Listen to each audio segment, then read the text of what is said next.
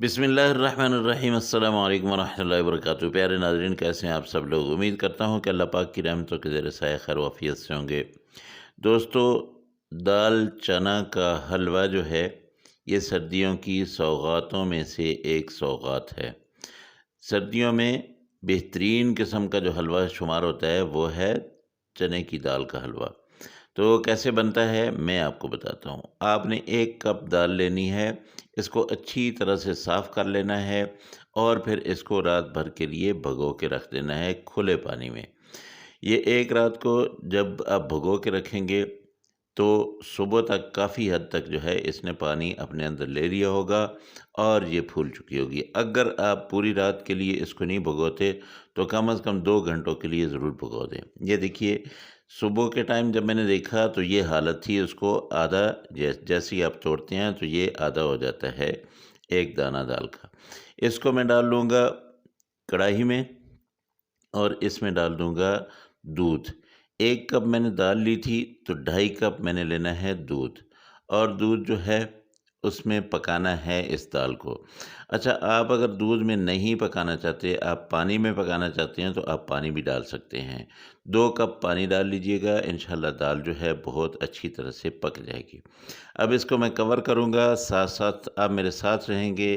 थोड़ी देर के बाद इसको मैं खोलूँगा, इसको चेक करूँगा और फिर जो है आपके सामने ही मैं पकाता रहूँगा। आपको भी समझ आ जाएगी कि कैसे दाल का हलवा बनता है, मैं भी आपको समझा दूँगा कि कैसे बनता है।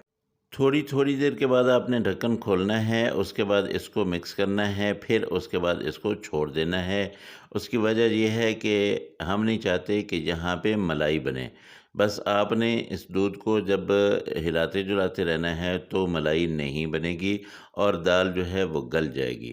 जब दाल गल जाए अच्छी तरह से, उसके बाद आपने क्या करना है वो मैं आपको बताता हूँ।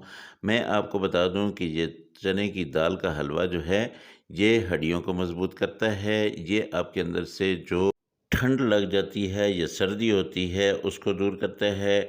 ये सर्दियों में निहायत ही मुफ़ीद है। एक तो दाल है, दूसरा इसमें दूध है, तो ये बहुत ही ज़बरदस्त किस्म का कॉम्बिनेशन है। और इसको अगर आपने लंबे अरसे के लिए यानी महीना 2 महीने के लिए आपने बना के रखना है तो आप इसमें दूध नहीं डालेंगे बल्कि आप इसमें पानी डालेंगे। पानी में पका हुआ आप इसको रख लें, उसके बाद जो है ये देखिए ये दाल गल चुकी है बिल्कुल अच्छी तरह से। अब मैं चूल्हा बंद कर देता हूँ और मैं आपको बता रहा था कि आप पानी में पका के इसको रख लें 1 महीना भर के लिए, ये काफ़ी रहेगा। सुबह नाश्ते में 2 से 3 चम्मच आप ज़रूर खाया करें। दाल को ठंडा करके मैंने ग्राइंड कर लिया है। यहाँ पे मैं कढ़ाई लूँगा, कढ़ाई में 1 कप मैंने डालना है घी और आपने इस घी को मेल्ट कर लेना है। फिर इसमें वो वाली दाल जो आपने ग्राइंड करके रखी हुई है वो इसमें डाल देंगे, लेकिन ये ध्यान रहे कि आपने बहुत ज़्यादा इसको गर्म नहीं करना है, वरना आपके हाथ जल जाएँगे। बस ये अभी गर्म हो रहा हो कि आपने वो दाल जो है इसमें डाल देनी है। इससे क्या होगा कि ये घी जो है ज़्यादा तड़केगा नहीं, ये आपको इसके छींटे आप पे नहीं पड़ेंगे। अच्छा, अभी आपको ये वाला घी काफ़ी ज़्यादा लग रहा होगा, लेकिन जब आप इसको पकाते जाएँगे तो आप देखेंगे कि घी जो है वो बिल्कुल ख़त्म हो गया है।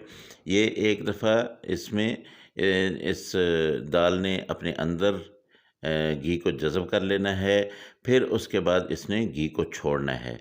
तो मेरे प्यारे-प्यारे दोस्तों, अगर आप लोगों ने मेरे चैनल को अभी तक सब्सक्राइब नहीं किया है, तो मेहरबानी करके आप इस चैनल को ज़रूर सब्सक्राइब कर लें। बहुत अच्छी-अच्छी वीडियोज़ जहाँ पे आपको मिलेंगी।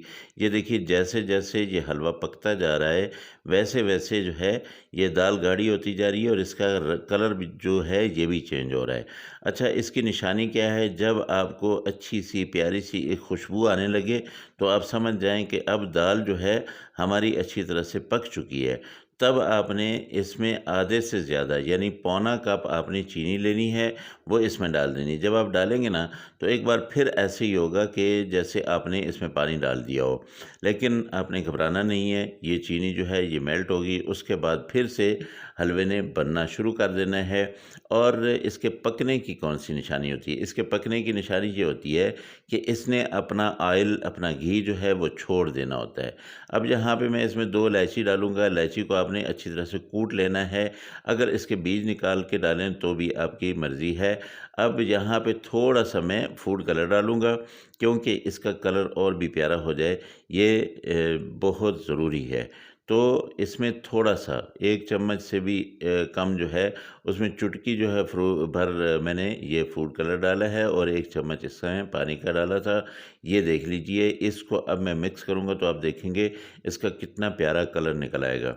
अच्छा, आपने इसमें चम्मच मुसलसल हिलाते रहना है, चम्मच को बंद नहीं करना है। चाहे आप नॉन स्टिक में बना रहे हो या नॉन स्टिक के बगैर बर्तन में बना रहे हो, आपने चम्मच ज़रूर इसमें चलाते रहना है। ये देखिए, अब इसने ऑयल छोड़ना शुरू कर दिया है, आहिस्ता-आहिस्ता जो है अब ये पकता जा रहा है। तो मैं आपसे ये गुज़ारिश कर रहा था कि मेरे चैनल को अगर आप लोगों ने सब्सक्राइब नहीं किया तो ये आपकी ज़्यादती है। आप जल्दी से सब्सक्राइब कर लें और साथ में लगे बेल आइकन को ज़रूर दबा दें, ताकि मेरी हर आने वाली वीडियो का नोटिफिकेशन जो है वो आप तक पहुंचता रहे। इसमें मैंने थोड़े से ड्राई फ्रूट शामिल कर दिए हैं। अब इसको मैं मिक्स करूंगा और इसको मैं दम पे लगा दूंगा ताकि ये नरम हो जाए, और उसके बाद फिर मैं आपको डिश आउट करके दिखाता हूँ कितना ज़बरदस्त किस्म का ये हलवा आप लोगों के लिए बिल्कुल तैयार है, जो दिखने में शानदार और खाने में जायकेदार, मज़ेदार और लाजवाब किस्म का हलवा जो है। और सर्दियों में रात को आप ज़रूर ये बनाइएगा, बच्चों को खिलाइएगा, बड़ों को खिलाइएगा, बूढ़ों को खिलाइएगा। बहुत ही आला चीज़ है। ये आपके जिस्म के लिए बहुत ज़रूरी है। माशाल्लाह अल्हम्दुलिल्लाह, ये देखिए, इस पे आपने थोड़े से यहाँ पे नट्स पे डाल देने हैं, तो इससे और इसकी शान बढ़ जाएगी, इसकी खूबसूरती आ जाएगी। तो मेरे प्यारे दोस्तों, अगली रेसिपी में आपसे फिर मुलाकात होगी। मुझे इजाज़त दें। अल्लाह हाफ़िज़। अस्सलामु अलैकुम व रहमतुल्लाहि व बरकातुहू।